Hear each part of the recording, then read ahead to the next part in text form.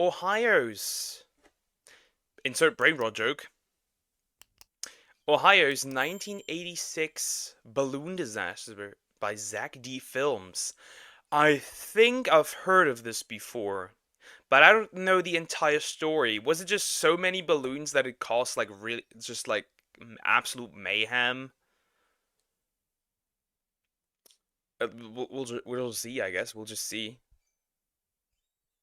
In 1986, 1.5 million balloons were released in downtown Cleveland. Why do I feel like, was that on purpose? Or was that accidentally? That's the more important question. Was that on purpose or accidentally? Because that's a lot of balloons. 1.5 million? Cleveland has now broken the Guinness Book of World Records and released over 1 million. This was meant Okay, that was on purpose. It was to break a world record? I don't know. to be a charity fundraiser and a way to put the growing city of Cleveland on the map. But instead of being remembered as an impressive spectacle, it would go down in history as a fatal disaster. The event was called Balloon Fest, and it was Cleveland's way of trying to rebrand. You see, at the time, they had a pretty rough reputation, which was exemplified by its well-known nickname. They called this city the mistake on the lake? Damn! That's an insult! God, wow! The mistake on the lake. Hey, we do have something to get. Do have something that we share on the mistake on the internet. Cleveland is crap city. No offense to my Clevelanders. Leaders wanted to prove that Cleveland wasn't a mistake and that it was well on its way to becoming a world-class city. The previous year, Disneyland had claimed the Guinness World Record for the biggest simultaneous balloon launch. And for some reason, the city leaders thought that outdoing Disneyland was the perfect way to start cleaning up Cleveland's image. Soon after, the United Way of Cleveland developed their ambition.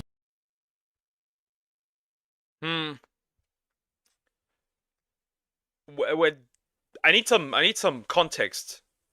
Why does Cleveland have such a bad image?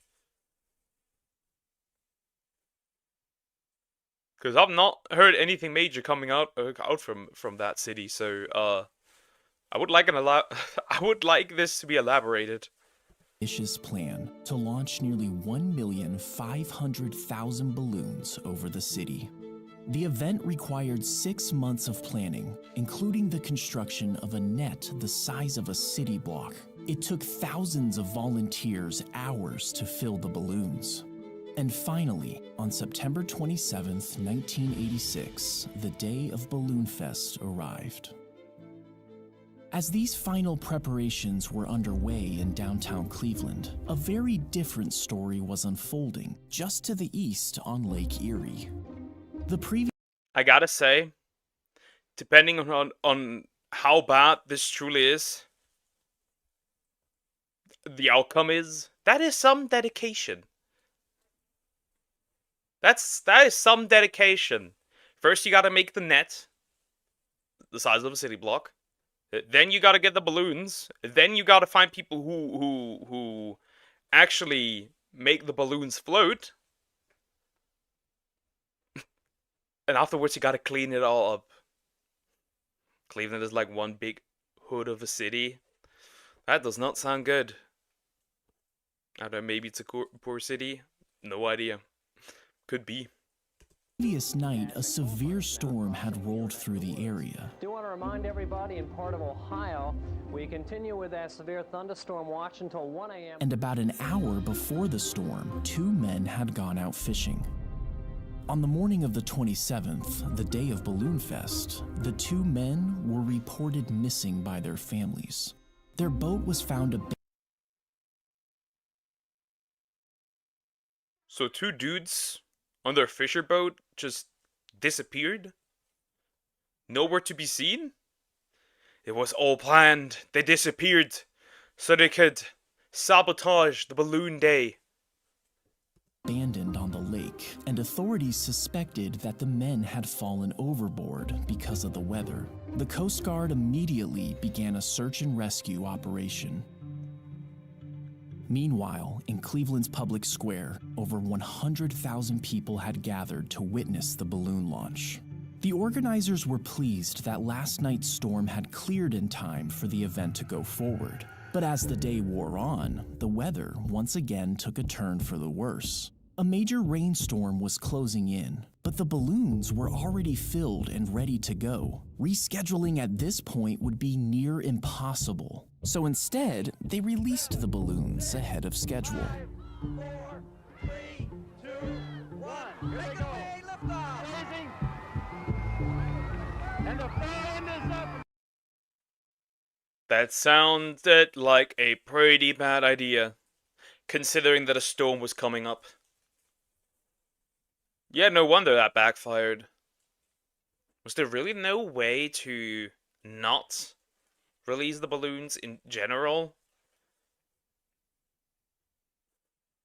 I guess even then, with the bad storm, they this would have probably been blown away regardless. The Guinness Book of World Records has just been broken in Cleveland. Over 1,500,000 balloons. There was no doubt about it. The launch was spectacular. We did it! It was a tremendous moment of triumph for the city of Cleveland. But unfortunately, this moment of triumph did not last long. The expectation was that the helium-filled balloons would float around for a while before eventually deflating and returning to Earth one by one. But that wasn't what happened. And the wind has just shifted just enough that the balloons are now trailing fast. This is beautiful. The balloons are...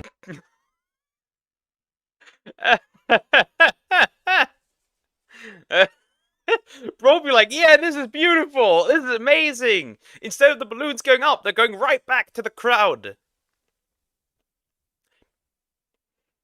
I don't see any issues how that could backfire. That is amazing. Let's go. Coming back this way. They're coming back. The cold air and oncoming rain immediately pushed the still inflated balloons, tens of thousands of them, back down towards the ground in droves. The result was mass chaos. Balloons, 1.5 million of them, caused quite a stir in Cleveland yesterday. It was A part of northerly wind quickly carried the balloons to Burke Lakefront Airport, and within minutes, the runways were so clogged that all flights had to be suspended. The balloons also started to descend on certain streets, and after a number of car accidents, these roads had to be closed until a bulldozer arrived to clear out the balloons. As all this was going on, the Coast Guard was still out looking for the two missing fishermen. Ironically, that big balloon launch in Cleveland today is one of the things that's... That is truly a problem. Wow. Wow. That is terrible. That is absolutely horrid. making this search so tough for the Coast Guard. Balloons had descended on Lake. This looks less like balloons and more so like a bunch of people. This looks like a bunch of heads instead of a bunch of balloons. That is terrible, but man. Ooh, that's gonna be nice for the environment. That's gotta be nice. But man, this looks like a bunch of people just sticking out their heads from the water.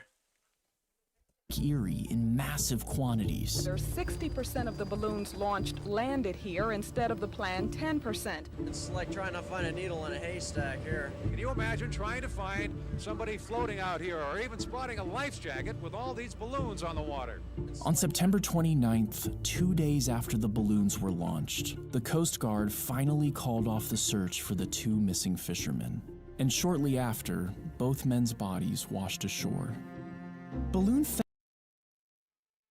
So there is a chance, to put it simple, there is a chance that because of it, the balloons, these men were, they were not able to save these men.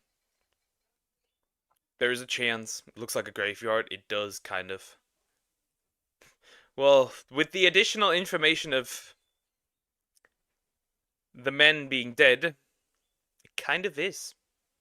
Fest was featured in the 1988 edition of the Guinness Book of World Records. However, that was the only edition to include it. And shortly after, Guinness ended the category of balloon launching altogether. Okay, then here we have it. That was the balloon disaster. Probably 2 men died because they weren't able to find it. Likely. A lot of environmental damage, possibly.